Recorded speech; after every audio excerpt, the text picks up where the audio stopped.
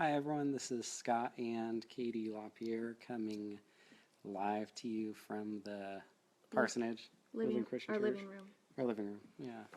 So we're going to share 2 marriage tips with you and also at the end give you an update on the Marriage God's Way workbook that'll be coming out.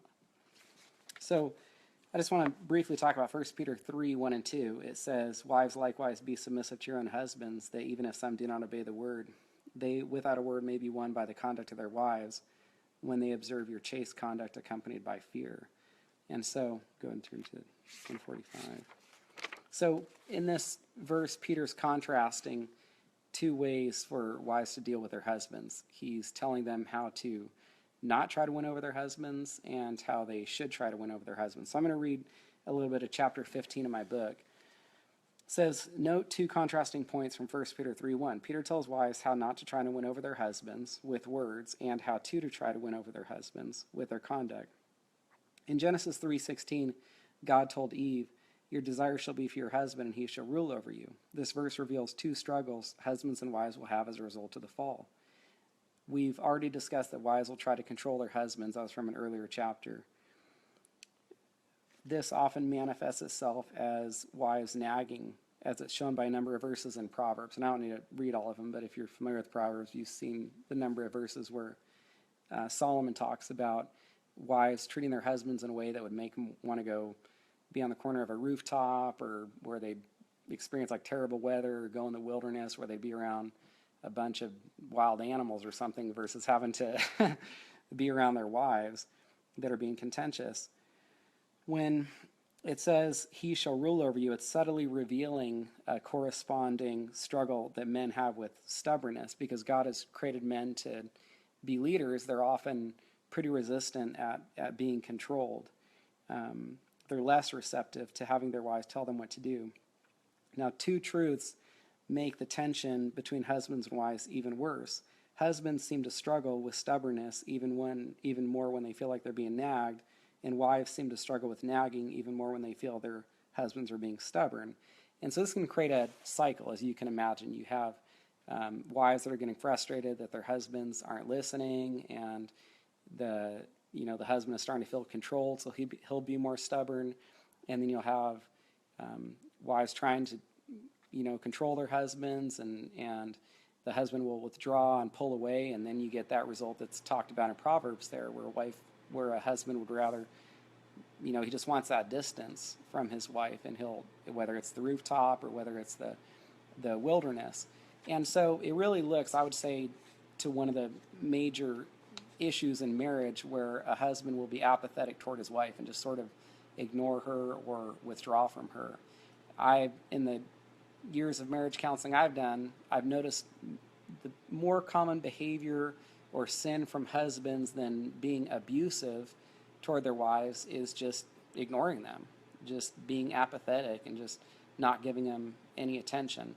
And so it provides some instruction for husbands and wives there in 1 Peter 3:1. It's talking to wives about not trying to nag their husbands, and then husbands can be encouraged not to be stubborn and be receptive to their wives, and when they're talking to them and dealing with them.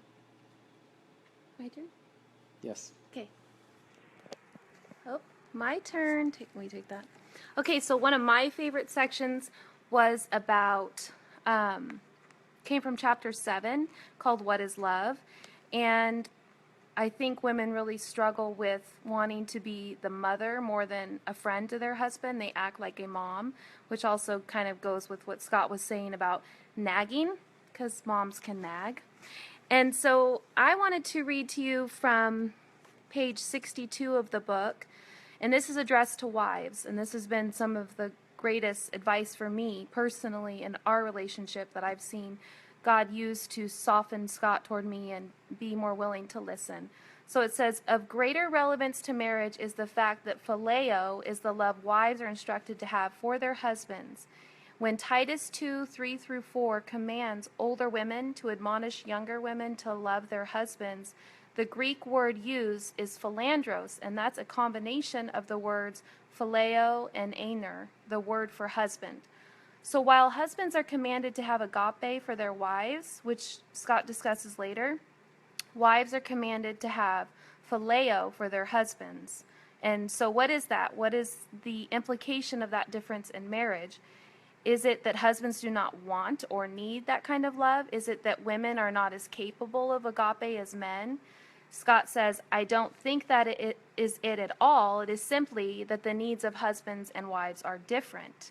Most men, Scott included, would say it can be very discouraging and trying at times being a husband, a father, a provider, a spiritual leader, and everything else that falls on men's shoulders.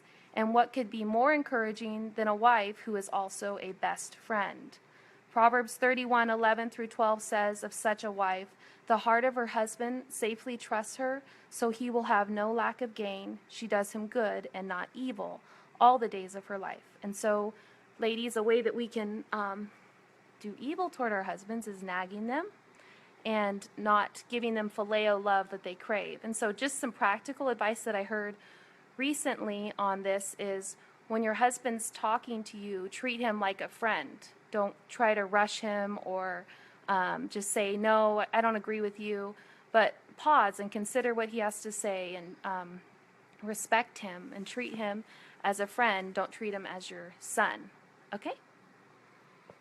All right, so one of the questions that was posted was what workbook is being referred to, and just the workbook for my book, Marriage God's Way. So here's the book, and I initially was going to have some questions at the end of each chapter for husbands and wives to work through together, and I had our associate pastor, Doug Cannell, a good friend of mine, had prepared these questions for the sermons that the book really consists of, but he produced enough material that I'm basically trying to turn that into a workbook. So it's a workbook that Katie and I were working on recently when we went to the coast, and just to give you an update on that, I have all of the material and content for it. I have all the questions for each of the chapters and sections of the book, and I think this week I'll be able to send it off to the editor, and then hopefully in the near future, I'm a lot more cautious associated with giving a real precise time when something will be published from what I've learned from the book, but I'd guess in a few weeks or a month or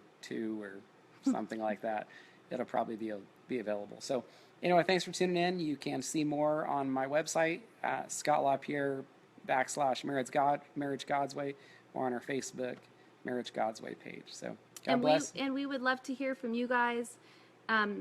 What you've seen in marriage with the wife being a friend, and some tips you guys can give on that. And for the men, some ways that you resist that desire to be stubborn and to retreat. We'd love to hear your thoughts on that. All right. Thanks a lot. God bless you. Bye.